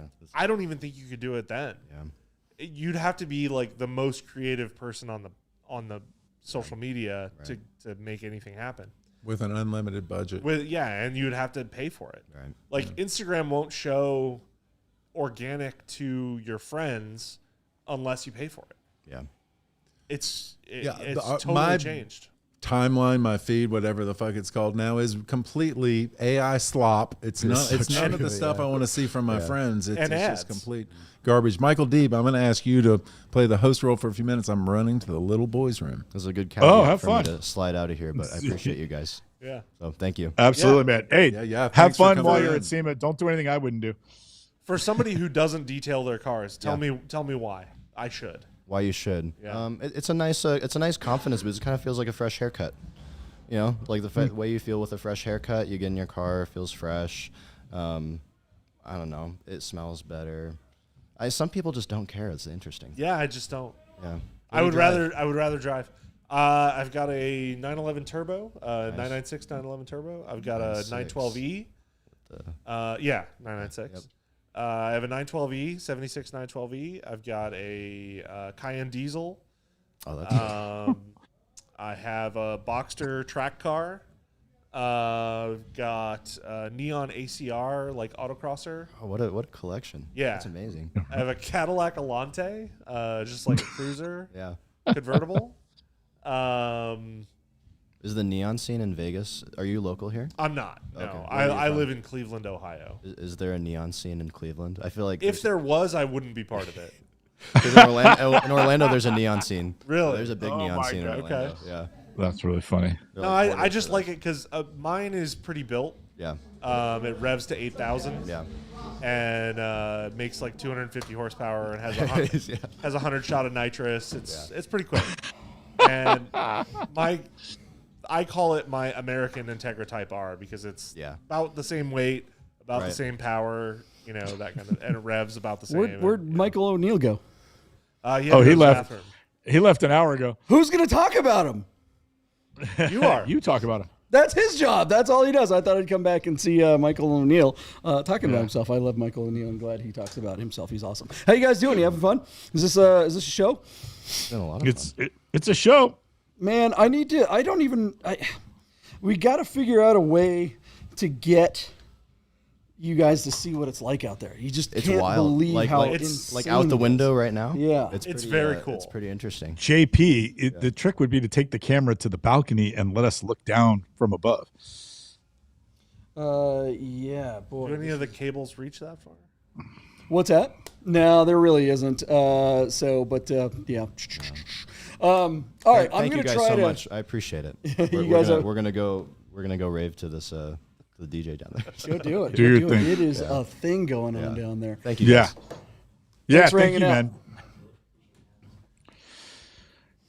So, how you doing, JP? Are you happy with the turnout? Yeah, I mean, you guys, there's never been this many people in this container park. Maybe the day it opened or something like that. But that it right? is so it's bonkers out there. So there's over 1,000 people down there. There's well over. Yeah, I mean, easily. Yeah. It Yeah. is packed. Yeah. Or it's just like elbow to elbow down there.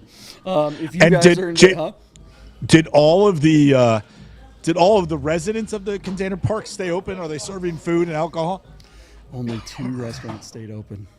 Idiots. And I went through and I told them all, I'm like, look, the reason I'm doing this is for you guys. What do I care? Yeah. We don't sell stuff out of this studio, right? This is a podcast. Yeah, it's a studio. nonprofit. Everyone else here is retail. They all sell stuff and food and coffee and everything. And the island place, I was really hoping they would because I need a coffee, and they're not open. So it's like, what the hell, dudes? So really shout out to our friends at Bin 702 because not only did they stay open, she was like, hey, I'm going to do happy hour all day for you guys. She's like, she gave me a sandwich earlier. They're just so stoked about it. And then, of course, Oak and Ivy down below us, they're having a great time down there too. They are killing it. So, I mean, the 2 restaurants and bars that are open, good job. Making a killing. You know, I shouldn't say that too. The Mob Pie is open, and I don't know if they're selling. I've seen people eating ice cream, so that seems to be working. I'm going to go take my phone down here, and I'm going to put my earbuds in. That way, hopefully, I can actually hear you guys, and we can interact. I'm going to show you around. So, Buddha is back from his bike break. Yeah.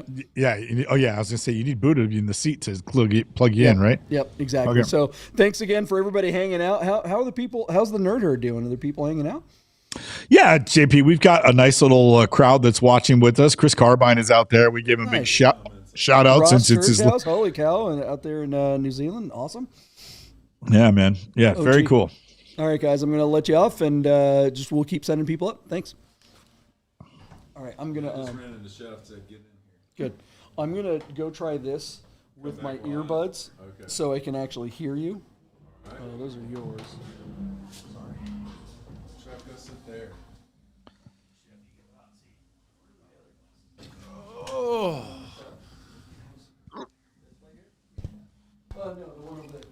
Michael Deeb, look who's sitting in the chair right now. We have another special guest here in the Romi Studios in downtown Las Vegas. What's up, Chef? Chef. So those of you, everyone knows if they're watching this channel, but Chef is a frequent guest on Vid Nerds. He is What's up, Chef? JP's co-host for AutoFest. I've got my AutoFest shirt on right now with Chef's picture on the back of it. You see the resemblance? That man right there? Yeah. Striking. Bradley, Chef, have you guys met before? Or is this the first time? I think this is the first time we've met. Oh, awesome. My God. Chef Brad Brownell, one of the original Radwood guys. Oh, awesome. And now lives out in Ohio. What's that? He's a respected journalist. Yeah, respected journalist. Disrespected. He makes me laugh. The shit he writes is funny. I like that. All right, so And he's a great follow on the socials. What do you need, JP? I'm gonna try to log in here, and I've got the. All right, we're going to try to get JP's going to join in. We're going to get JP live. He's going to go give us a tour of the courtyard, all the cars that are down there. Chef, your car is downstairs. I have a very Radwood car. 86, one thing, JP, I'm 86 Widowmaker. Okay, I saw that down there. I'm trying to. Good-looking car. It's the epitome of the old Porsche poster, right? Yeah. The bows blow your ears off. Oh, I hear him. Yeah, is that feedback coming from him? And now once he leaves the studio, it should be better. that was feedback. We're good. Yeah, once he comes out of the studio, it should be better. I'm gonna turn his It volume sounds like somebody's trying to tune a manual radio on an old American car when he just tries to come in. Yeah, JP, he'll call back in. Here he comes now. Let's see here. Boom, boom. Oh, it's so loud. Sound like he fell down the stairs. Yeah, let's get JP up here. Dun, dun, dun, dun. There he is. I'm going to put him on with Chef. Nope. Hang on. He's trying to teach me this stuff. There's JP. JP, say something. Oh, he's now gone. What's happening? Yeah, we're having some technical difficulties here. Let's get everyone's wide shot back up here. Boom, boom. That's all right. It happens from time to time. In. All right, here he's coming back again. Ching, ching. All right.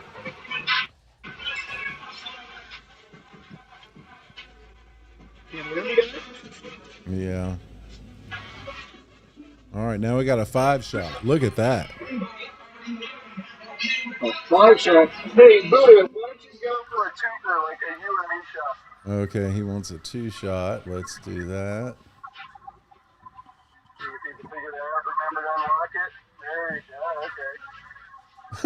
There you go. Just JP. How about just you? Yeah. All right, that works. All right, guys, I'm going to try to take you down. Hey, can you guys hear me? Yeah. A little echoey. We got you. All right. See if I can turn it up. We got the DJ out here, so it's hard to. I'm going to go on the balcony. I don't know. There's nobody in the middle over here.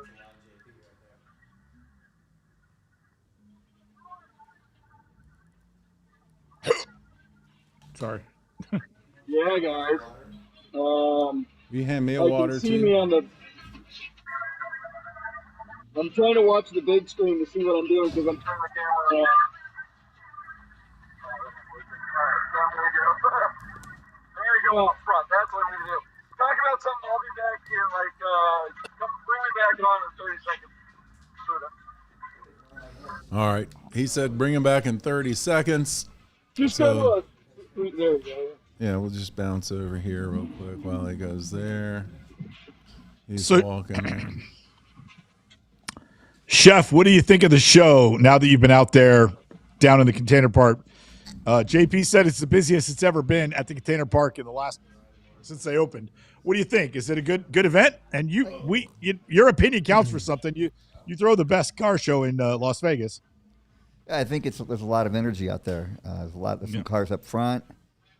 You know, they have the Dragon going on up front. In the back, you got a DJ going. You got some beautiful cars. You see a lot of SEMA shirts in there, guys from different car building companies and detail companies showing up. So I think it's a good event. I think it could be an event that could grow pretty big in the future. You know, give it some time and feed it and watch it grow. That's awesome. Saw some showgirls out there like that. Yeah, we got the showgirls down there, JP. Showgirls, my earbuds are. All right, it's calming down out here. We had a huge crowd out front before. Yeah, but everyone was sitting home. This is. What's that? I was just telling people at home this is like a shopping center, little stops, but instead of the walkways are just filled with these amazing cars. Yeah, he's out at front with the fire breathing. That's from we talked about earlier, the Burning Man installation, the Praying mantis. praying mantis out in front, and they've got some. Look at the wing on that Porsche. Wow. Yeah, that Manti car out there is nice. The Mantis is really cool. Every once in a while, it'll blast flame and you don't even realize, and it scares the crap out of you. Yeah, every time.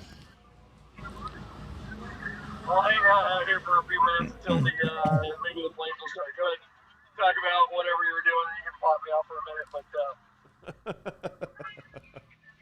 Yeah, this is with that 5-shot up there, JP. So we'll wait till the flames come up and we'll pull you back up. Big screen for that.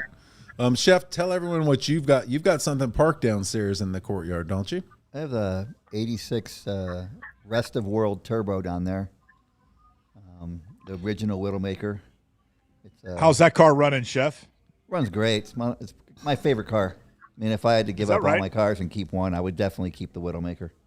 That's amazing. Yeah. And you bought that on Bring a Trailer, right? Or did you buy it out of California? Yeah, I bought that by accident on Bring a Trailer, actually. That's what I thought, yeah. Yeah, I didn't know I was going to actually win it. I wasn't really planning on winning it. I was just going to stay in it and play around for a while. And then all of a sudden, everybody stopped bidding.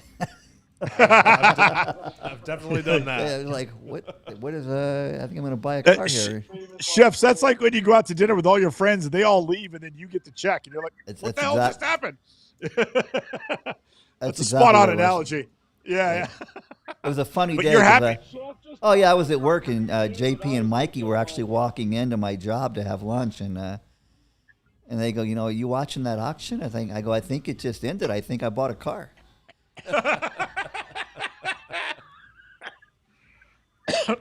That's only funny because. Right. Yeah. What happened was the week before. JP came in for lunch with Romi, and I've been driving Porsches my whole life, but I've never driven an old school turbo. So Romi said, "You've never driven a 930 because you got to go out and take my car and go drive it." So we went out on the road near the club, and I drove it, and I was like, "This unbelievable. Like, I got to get one of these. I got to have one of these. So I just started looking, and it wasn't a week or two later, and all of a sudden I bought one. So, but I'm very happy with it. Never driven one before, didn't know what I was missing, and now I would never let it go. That's awesome. And did you modify it at all? I know you did wheels and tires, but like, is that motor stock or is it just an ROW? No, it's an ROW, but I did switch the turbo out. But I didn't go up, from the factory. It's a K26 in there, I think, right now. And so I just left it. I replaced it with another K26, but I didn't. The motor having like 40,000 miles on it original, I didn't want to put any stress on it, not knowing how it might react to it. So we just opted to go with the same size turbo that was up previously on it. The previous turbo just had a lot of bleed out, so it was just worn. So that's all it needed was a new turbo, and it runs fantastic. What'd you do, wheels and tires? Wheels and tires, we put some old Gaudis on there, 15 inch. Heck yeah. We needed a rim that could support like a 15-inch wide tire because we wanted to put some 35s in the back on it, and in order to do that, we had to use a certain kind of rim. So we sourced out these Gaudis. So the car runs 50 series tires in the front and 35 series tires in the back. So it's kind of hard to drive at low speeds, but you get out on the back roads and you can get extra there because there's no power steering. Yeah. But when you're moving, it's easy to move those wheels around, but it's not easy to move those wheels around when you're sitting in close quarters. I personally love how a 911 turbo drives on modern tires. It really, like, it tames it down. I mean, it's still wild. It's still got the turbo lag and it's still got the crazy acceleration. Yeah. But at least you don't have that, like, I feel like I might die experience. Right. I mean, it gives you enough grip that you can kind of handle what's going on. Right. Tire technology is definitely improved. Yeah. Isn't that, just, Chef and I are track rats. Just the time when you see, like, not us, a professional driver and the new tires, it's 6 seconds. It can be 6 seconds a lap. Oh, easily. Yeah. Easily. I mean, look what Porsche did with the Carrera GT when they put new Michelins on it. And they ran a Nürburgring lap that was like a minute quicker. Yeah. It took 21 seconds off a 14-mile lap. Yeah. 17-mile lap. Chef, tell everyone about that track toy. He's not that fast. I don't want to blow his ego up over there or anything. But tell everyone what you're lapping out the track. It depends on a lot of things. Depends on the weather and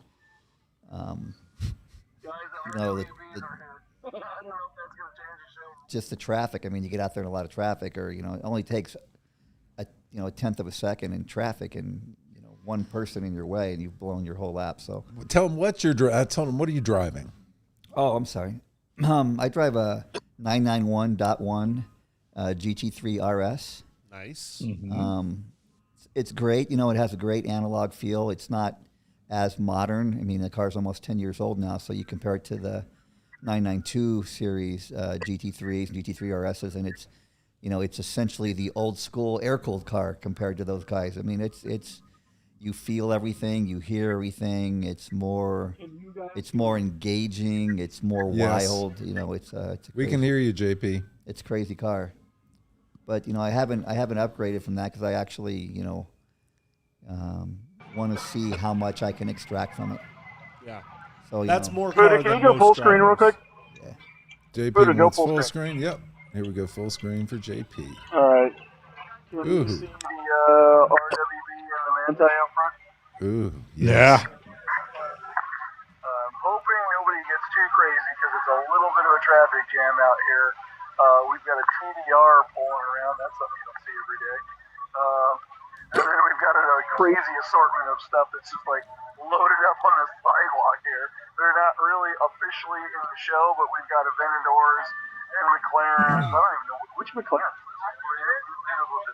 There's Antoine. JP, I just replaced our. I saw that. Yeah, what's going on, guys? How you doing? All right, it's we're loading up out here on the sidewalk. We got the RWBs cruising around, and look at that. It's time for some flames. Flames out of the cars and flames out of the dragons. Beautiful. Oh yeah, I think I've seen that TVR at a Cars and Coffee. That's cool. Like I've only ever seen Locally, one. really? Yeah. I thought the local one was burgundy or something like that. So I don't know, but maybe that was it. I don't know. Maybe it's like the dress, right? Yeah. Is it blue or is it yellow? I don't know. It's gold. Yeah. So these are folks that weren't. Exactly. These are new folks that are pulling up, JP, right? People are just showing up. It's like, why not? Very organic. Next year, we're going to have this whole street blocked off. Then we'll have Fremont blocked, and we'll have, what do you call it? What's it? 7th Avenue blocked. And we'll make that a streetcar show out here as well. So it's going to be pretty crazy. But this is just, this is really something else out here. I'm bummed the flames haven't started. I know that as soon as I walk away, that's when the flames will go. Yeah. So, all right, maybe I'll come back up here. 5 minutes. Go back to what you guys 5 minutes. What's that? 5 minutes. 5 The minutes. Flames hit every half an hour, so it's 5 minutes. All right, I'll come back in 5 minutes. Oh, hey, Michael Beeb. Yo. Oh, is Show that him my that new watch. watch? That's my new watch. Take that off. I love it. You can now buy Aviera watches, Hoursmith watches from Aaron Water in Las Vegas. That's right. Exclusive. You heard it here first. You can get Hoursmith watches here in the Container Park at Aaron Water, at the Aaron Water shop. So she's already got a selection of fan rays in there and all kinds of cool stuff in there. So, yeah, if you're looking for a watch, any kind of watch, give Aaron Water a call. That's where the merch is on the link below if you go in the description. Oh, look at this. We got cupcakes. We got to go look at the cupcakes real quick. What cupcakes should we get?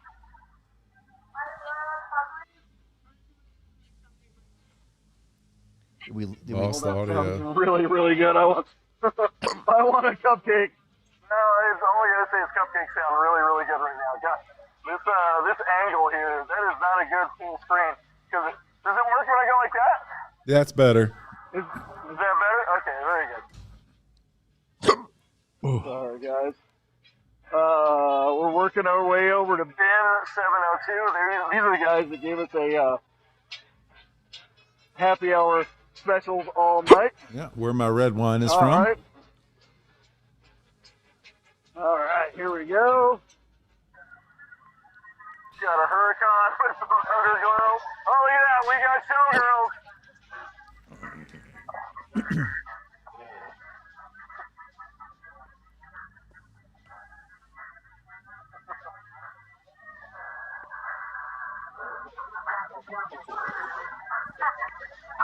That's a car show, right? Okay, what do we got over here?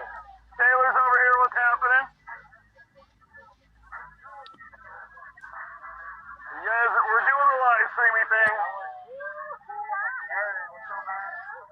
There it is. You got Victoria Devoid. Hey, JP, All right, guys. where's Romi? Yeah. I don't know. Every time I see him, I put the camera down. So I'm going to head back out to the front, see if we got our flames out there. All right. Definitely, it's still great vibes down here. It's not quite as crowded as it was about, 40 minutes ago. So it's actually kind of a good time to get down here. You can actually walk around and move around a little bit. It was getting a little Mardi Gras down here. It was so crazy. So this is really good. Oh, so nice. All right. Well, start passing out beads. That's what I need to do. Yeah. You don't want me to take my shirt off. No, that's why I said pass them out. Show us your fooks. I see how you are. Yeah, show us your You going foods. to Mob Pie? You guys got pizza? They're selling pizza in Mob Pie. There it is. I want a pizza. Oh, look at that. Meatball sandwich. Meatball sub. That looks pretty good. Ooh, I haven't might had have to go dinner get yet. one Oh, of sorry, those. buddy. That looks delicious. Yes, it does. All right, I'll let you guys go back to it. If the flames come out, I'll reach out to you guys again. Yeah, we'll keep you in the small view. If we see the flames, we'll pull you back up full size. I have a quick story about your 991.1 GT3 RS. Okay. Maybe not yours specifically, but that generation. So I was on the press launch of that car at Road Atlanta, and we were doing lead follow, and Hurley Haywood was leading the pack in a Turbo S, and it was just absolutely pissing rain, like the most rain you've ever seen in your entire life. And I was directly behind Hurley, and we're going. I looked down at the speedometer, and we're hitting 160 miles an hour going into. Oh, jeez! Going into turn 10, and the spray off of his car is so bad that I literally cannot see where he is in front of me. Right. And I just have to keep my foot in it until I see his brake lights come on. Yeah. And then I knew that where he was, so I could stop. And Road Atlanta's got that big long straight that's got a like kink in it. And then turn 10 is uphill like right. Yeah. Is a left and then a right. Yeah. Yeah. And it was maybe the gnarliest thing I've ever done in a car. But the car could handle it no problem. And after we actually there were 2 sessions on track, and the other one was Cayman GT4s. And that was led by David Donahue. Oh, wow. In Turbo S. And we caught up to them so quickly that we had to pit so that we didn't run them over. So the GT4s, we caught up to them in the rain so quickly that we had to pit. Yeah, That's where the praying mantis is starting. I'm at that point right now with that car where it's almost like driving a slow car fast. Yeah. You've gotten so good at it. I keep stretching it out to where there's no more. Yeah. So most recently I took all the camber to -4 on all 4 wheels. Okay. So now on a straightaway, when you break into a straightaway at high speed, it's like riding a wet lizard down a wet road. It's like it gets a little wonky, but in the corners it feels fantastic. And then after I get to the point where I can't get any more out of it with that, then we're going to start loosening up my sway bars a little bit and seeing what more I can get out of that. But there's no more to get out of the engine. You don't want to mess with that engine. Yeah. Leave that engine alone. That's a good engine. Yeah, you start messing with that and, you can get all kind of headaches. So I'm just trying to get the most out of the car from being a driver, improving as a driver and improving the suspension a little bit here and there. And, I've already done all the aero stuff. I have canards on it. I've got maximum downforce on the rear wing. So there's nothing more I can do there.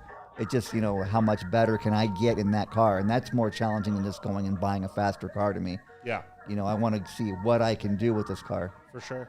So. And I was breaking balls a little early. Chef really is, in our little group, certainly one of the fastest guys out there. And also, there's Brad, I don't know if you've experienced this, there's a loud clanking noise from his big brass balls that are clanking around as he's heading down the straightaway because he does not slow down.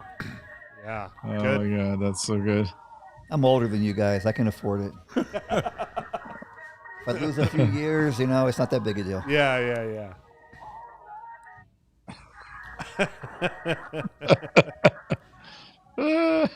Thanks for the flame show there, JP. That came out well.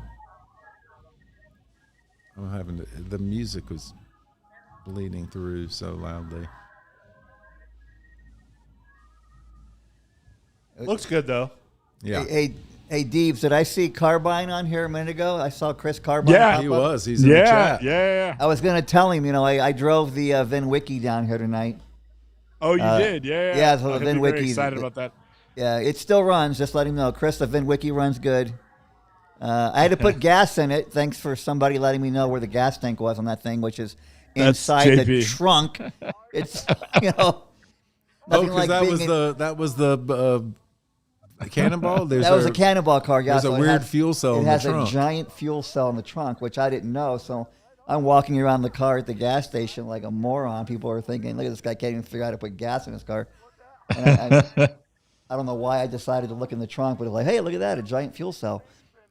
Put gas in there. But yeah, it's actually it runs strong. That thing is that that car's got to have some power, right? It's got S55. Yeah, it's got some pump to it. It gets down the road. Who drove that on Cannonball? I don't know. Chris might know that, but I thought Ed Bolian did for it. Part of VinWiki. Yeah. Okay. Yeah. I mean, it's all liveried up with VinWiki and stuff. Chris Carbine. Saw that. Yeah. Chris Carbine came into possession of it. He's a car dealer friend of ours out of New Orleans. Okay. And came into possession of that car. Okay. It's just loaded with, radar detectors and probably jamming devices and antennas all over. It's pretty crazy, but it's, it would be a little bit incognito out on the highway. So. Yeah, if you didn't have VinWiki written all down the side. Right. Of it. That might be. What gave it away? Yeah. One does need a hint of color, though, right? Well, I think I'm gonna. No comment from Boot over there. Yeah, sorry. I was looking at the comments. I was going to say about Michael S. is taking off. Kevin's got to take off. So I think some of our regulars are pulling out. This is running a little late here for some of our regulars. I was just gonna say, I think I'm gonna go enjoy the party. Yeah, I want to go do it, Bradley. Let's go downstairs and check out the show. All right, cool. Yeah, good to see you, Dean. Bradley, I hope you come back in January for CES. I might. I've never been to CES, so yeah, I might do that. Schedule an extra day. I've got 2 sports cars at the house. I've got my 996 Bertha. You're familiar with her, and then my new GR86. Great very car. fun, fucking fun car. Great car. Love a GR86. I love it. I tickle myself with that buying that, and the highway robbery. I think I got away with for the value and the smiles per miles on that thing. Good for you. Yeah. Yeah, Bradley, I bought a 996 turbo, an 01 with 27,000 miles from the original owner. Nice. It's like Bradley, tell them about your 996 because you went a little bit further than most people do with their 996s, and it came out. Man, did it come out. Yeah, it's still a work in progress. We're almost done. But, I bought a seal gray on gray, awful spec, just base spec 996 turbo. It was leather dash, so, it had like all the bells and whistles, and it was okay. But it was getting a little long in the tooth. It had like 90,000 miles on it. It was a drift car. It was a track car. It had been around the block a few times. And I got it for a song. Absolute deal. Friend of mine, a collector in the Bay Area, had it as his track car. And then he bought a GT4. And I was like, well, you're going to track the GT4. What are you doing with the turbo? He's like, well, I probably ought to sell it. I probably ought to move it on. And I was like, oh, I'm vaguely looking for a 996 turbo. What do you got to have for it? And he goes, if you pay me what I paid for it, you can probably have it. Wow. And I was like, when did you buy it? And he was like, around 2012. I was like, I don't care what it is. That's mine. Yeah. It doesn't matter what you paid. I'm paying it. There it is. I'm trying to get it up here in his on my Instagram. Yeah. So obviously that's not seal gray anymore. No. It's now ocean jade metallic. We did a full tore it all down. Did a full rebuild. All new all painted panels. Bare metal respray.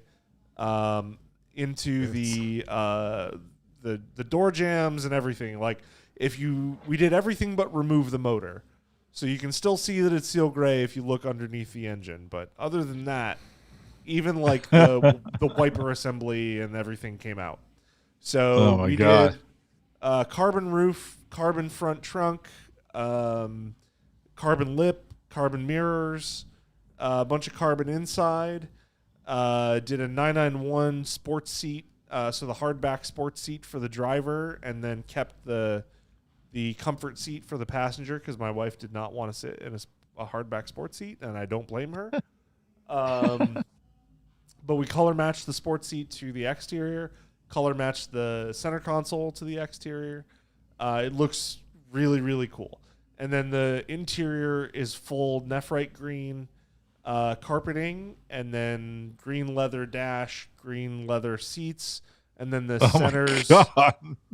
centers are green, like wool cloth, and they look absolutely fantastic. There's pictures of the seats. Is it somewhere on there? You might have to scroll around a little bit, but the seats are on there. So how many miles? Instagram. How many miles are on this thing now? Probably about 100,000. I haven't put that many miles on it because it's been in paint jail for so long. But the paint looks fantastic. It's currently in interior jail. There we go. There's the seats. Yeah. Oh my God. And you can scroll through those. You'll see the backs, painted backs. Hang on. Yeah, there you go. My 996 does not have the sport seats. It has, as Michael Deeb calls it, the ball sack supple ball sack leather. Yes. So does look my at these 996. seats. Yeah. Yeah, they look seriously cool. Man. Yeah. I'm very happy so with how they came out. Yeah. Yeah, I mean it's a sports seat, so it's not that comfortable. I am a big guy. I'm American sized, is what I like to say. Fun sized. Yeah. I run and I lift weights, but I also love a cheeseburger. So, had In-N-Out last night for dinner. It was fantastic. So yeah, I love that car. It's so much fun.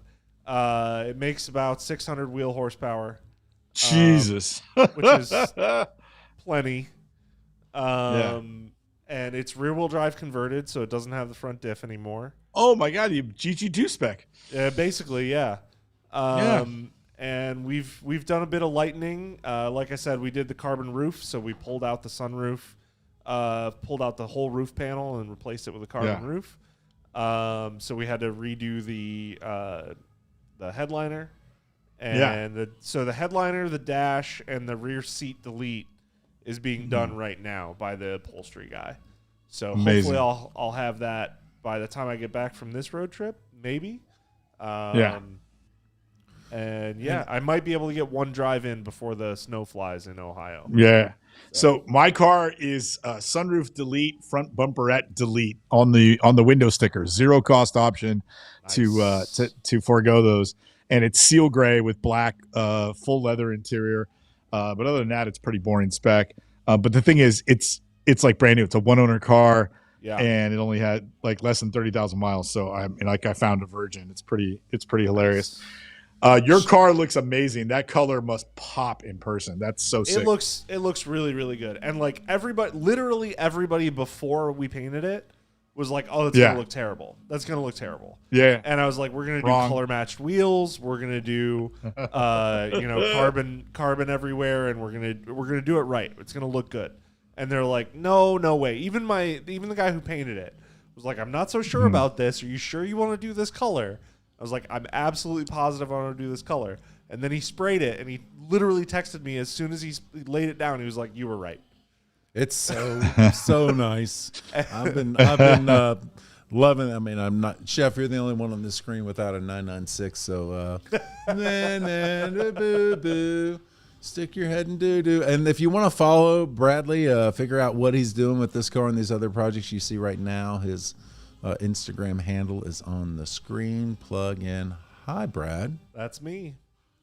Awesome. Well, guys, I think we've lost a lot of our favorite favorite nerds here. We've been on air for 2 hours. 2 hours. So I don't know how to do this, dude, but there's a thing that says live here. If I click that doesn't end it. So I don't, that finish. There's a button down here at the bottom that says finish. So I'm going to click on that here and we're going to finish. And then Chef, hang out thank you for joining us. Bradley Bonell, thank you for hanging out. Yeah, I'll hang out. Thanks everyone for watching.